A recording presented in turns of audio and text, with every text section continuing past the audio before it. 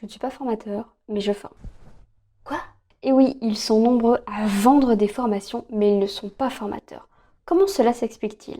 Parce qu'ils sont experts de leur domaine. Ah! Et je vais vous poser une question.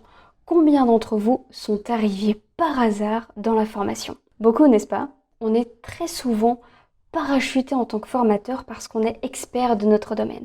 On sait très bien faire quelque chose. On connaît parfaitement ce qu'il faut faire, comment procéder, les astuces, les logiciels, tout ça on le connaît. Généralement, c'est comme ça qu'on devient formateur. Et pour moi, c'était un petit peu la même chose. J'étais experte de mon domaine et puis j'ai postulé en tant que formatrice et c'est passé.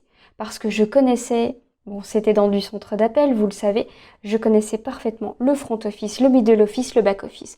Bref, j'étais légitime pour être formatrice. Mais ce n'est pas pour ça que j'avais pour autant les compétences d'un formateur. C'est arrivé par la suite. Généralement, c'est comme ça que ça se passe. On connaît très très bien notre domaine. Et il y a un chef, à un moment donné, qui vient nous voir et qui nous dit « Alors toi, tu sais très très bien faire ça. Il faut que tu en parles aux autres. Il faut que tu formes les nouveaux. Tu devrais expliquer comment faire, donner toute ton expertise, ton expérience. Et bam, vous voilà formateur. » Ça, c'est une partie d'entre nous. Ils sont experts de leur domaine et ils sont parachutés en tant que formateurs. Et il y a une partie qui veulent devenir formateurs pour adultes.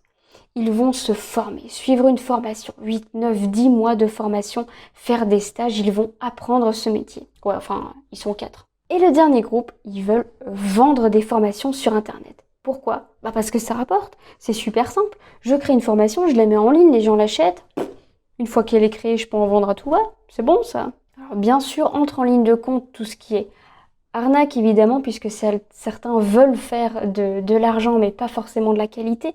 Il y a le syndrome de l'imposteur, l'image qu'on renvoie, les erreurs du début. Bref, il y en a de plus en plus et la qualité n'est pas toujours au rendez-vous. Et si certains cherchent vraiment à apporter quelque chose de qualité, ils sont de bonne foi, eh bien ils ne savent pas toujours comment procéder. Eh bien c'est aujourd'hui à vous que je m'adresse, à ce dernier petit groupe qui veut vendre des formations sur Internet, ils ne sont pas formateurs, vous ne savez pas comment faire, vous ne savez pas par quoi commencer, eh bien cette vidéo, elle est pour vous aujourd'hui. Je vais vous donner 7 conseils pour créer vos formations, même si vous n'êtes pas formateur.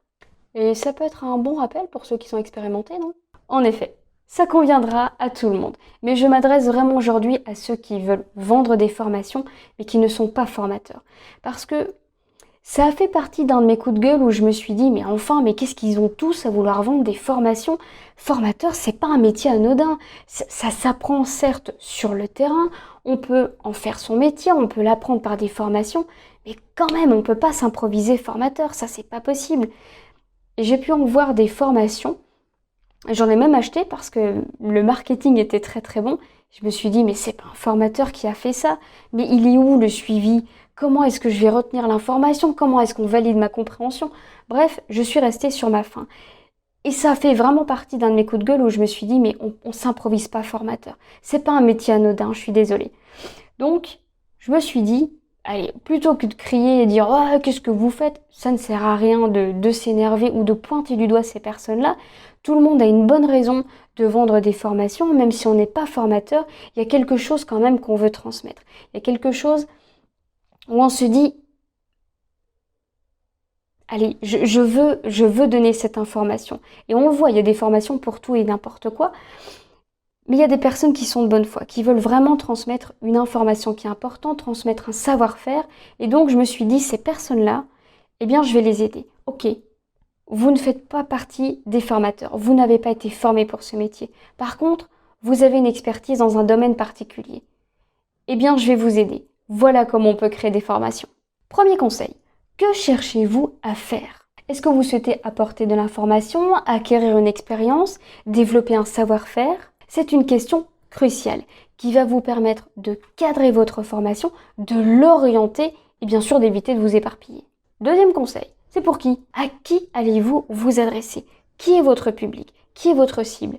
Il faut qu'ils comprennent ce que vous êtes en train de dire. Il faut que ça parle. Et d'ailleurs, vous le voyez sur ma chaîne YouTube, je m'adresse à des formateurs. Et je sais très bien que des personnes qui ne font pas partie du domaine de la formation ne comprennent pas toujours ce que je raconte. Parce qu'il y a du jargon, il y a des termes, il y a des exemples que seul un formateur peut comprendre. Si je reprends ma vidéo que j'ai sortie au moment d'Halloween sur ce qu'un formateur ne vous dira jamais, seul un formateur peut rire pour comprendre, ça lui parle et c'est bien normal. Eh bien, c'est pour vous exactement la même chose. Vous allez former des personnes qui sont dans votre domaine. Donc, ça doit leur parler. Tout en évitant trop de jargon technique, il faut quand même que ça puisse leur parler. Troisième conseil, qu'est-ce que je mets à l'intérieur de ma formation? Que voulez-vous dire à votre public? Quels sont les éléments obligatoires à intégrer dans votre formation? Ceci évitera de parasiter votre formation avec trop d'astuces, de conseils. Il faut vraiment revenir aux bases. Qu'est-ce qu'il est important de transmettre comme information?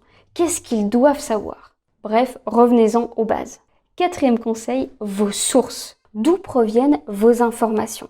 Quelles sont les ressources que vous avez utilisées pour créer votre formation? Vos sources doivent être fiables et surtout vérifiables. Ceci va vous permettre de gagner en crédibilité et en confiance. Cinquième conseil, structurez votre formation. Vous savez ce que vous mettez à l'intérieur, mais dans quel ordre? Ordonnancez votre contenu pour que ce soit logique, qu'il y ait une cohérence entre le premier, le second module et ainsi de suite. Sixième conseil, choisissez votre manière d'animer. Est-ce que vous allez créer des vidéos et créer un e-learning? Est-ce que vous allez parler en direct avec vos élèves? Est-ce que vous allez avoir des rendez-vous, des réunions? Bref, comment allez-vous procéder pour transmettre les informations?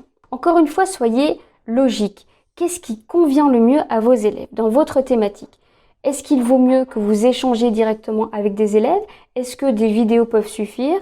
Est-ce que vous devez démontrer des choses? Faire de la démonstration de logiciel par exemple? Qu'est-ce qui conviendrait le mieux?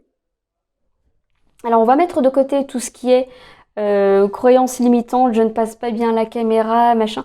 Tout ça on va le laisser de côté, mais on va se concentrer vraiment sur qu'est-ce qui est important et qu'est-ce qui convient le mieux à mes élèves. Il vaut mieux que j'échange avec eux, alors ce sera de la classe virtuelle. Des vidéos peuvent convenir, et bien dans ce cas-là, je peux faire de l'e-learning.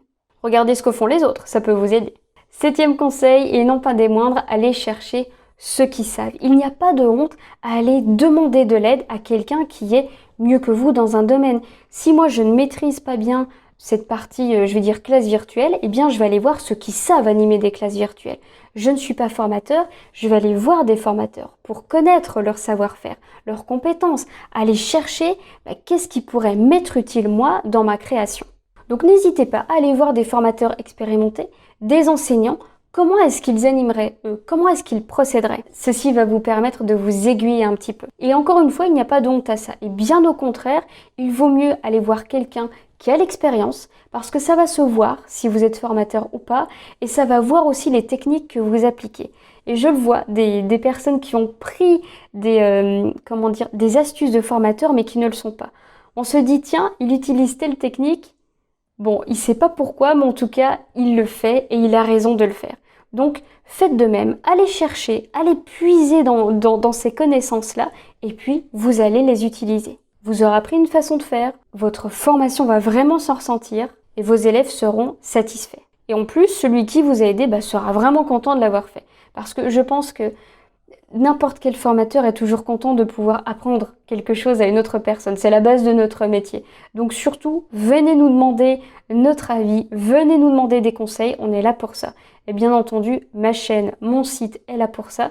Donc si vous avez besoin de conseils, même ne serait-ce que de me montrer votre formation, que je la teste, eh bien n'hésitez surtout pas. Il suffit de m'écrire dans les commentaires, de me dire je ne suis pas formateur et j'ai besoin d'aide, eh bien dites-le moi, je serai ravie de vous aider, ou vous pouvez m'écrire à l'adresse contact@devenirformateurcoach.com. Et d'ailleurs, j'adore quand des formateurs, que ce soit débutants ou expérimentés, viennent me voir et me disent écoute, j'ai telle formation, à ton avis, qu'est-ce qui pourrait aller si je fais de telle manière, j'aimerais dire ça mais je sais pas comment. Et moi je suis toujours ravie de pouvoir dire tiens, moi je pense que j'animerais de cette manière ou je ferais tel type de jeu. Et la personne, si elle n'applique pas ce que je lui dis, de toute façon c'est quand même sa formation à elle, eh bien ça va lui donner une idée. Et à ce moment-là, moi je me dis toujours, mais c'est super, j'ai pu aider quelqu'un. Il a avancé, il a débloqué quelque chose. Et ça c'est vraiment quelque chose que j'adore faire. Donc surtout ne restez pas bloqué, parce qu'on va très très vite se sentir un petit peu seul, isolé, mince, je sais pas comment faire, je le fais pas. Au contraire, venez voir ceux qui savent. Je suis là pour ça encore une fois, donc n'hésitez surtout pas à venir me demander conseil. Bien, j'espère que cette vidéo vous aura été utile. Si c'est le cas, likez, commenter. Et cette semaine, je tiens à remercier Mouna, Jackie, Eliseneda, JR, Raphaël et Pascal. Ils sont nombreux cette semaine. Merci beaucoup pour vos commentaires et je suis ravie de voir comment vous pouvez évoluer. Je vois qu'il y a des personnes qui reviennent régulièrement me dire j'ai animé ma première formation, il s'est passé ça, j'ai écouté tes conseils. Vraiment, merci à vous, ça me fait mais super plaisir. Je suis vraiment contente d'être là pour vous aider, c'est mon but. Donc vraiment, merci de vos retours et merci d'avoir suivi cette vidéo. Et surtout, maintenant, vous l'avez remarqué, nous sommes 1000. Alors, je vais peut-être pas payer l'apéro tout de suite parce que là, ça fait quand même beaucoup de coûts.